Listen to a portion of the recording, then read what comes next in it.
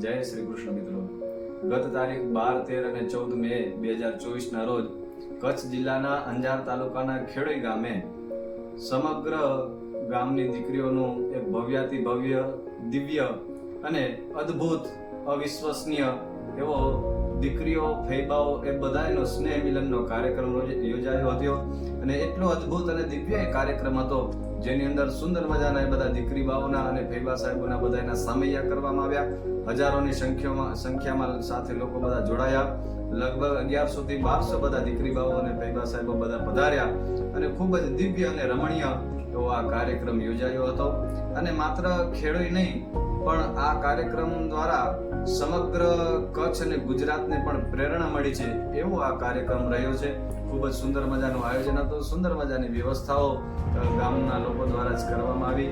ખાસ કરીને જે લોકો આયોજકો છે એ બધાને પણ આવા દિવ્ય કાર્યક્રમ માટેથી અને આભાર પાઠવું છું. અને આવા ને આવા દિવ્ય અને ભવ્ય કાર્યક્રમો કરે અને બીજા લોકોને પણ પ્રેરણા મળે એવી અરજી કરું છું.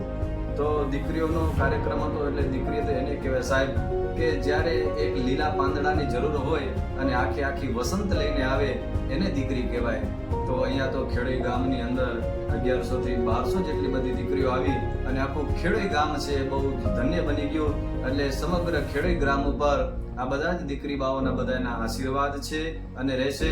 પણ એક બ્રાહ્મણ તરીકે, ખેડોઈ ગામના ગોર તરીકે હું પણ ભગવાનના ચરણોમાં પ્રાર્થના કરું અને એ ખેડોઈ ગામની તમામ બહેનો દીકરીઓ માટે ભગવાનને પ્રાર્થના કરું કે એમના સાસરામાં ખૂબ સુખપૂર્વક અને શાંતિપૂર્વક નિવાસ કરે અને ખેડોઈનું નામ રોશન કરે, ખેડોઈ ગામનું નામના વધે અને સાથે સાથે એમના માવતર પક્ષ, એમના સાસરા પક્ષ અને એમના મોસાળ પક્ષ ત્રણેય કુળનું નામ છે એ રોશન કરે એવી જ પરમાત્માના ચરણોમાં પ્રાર્થના.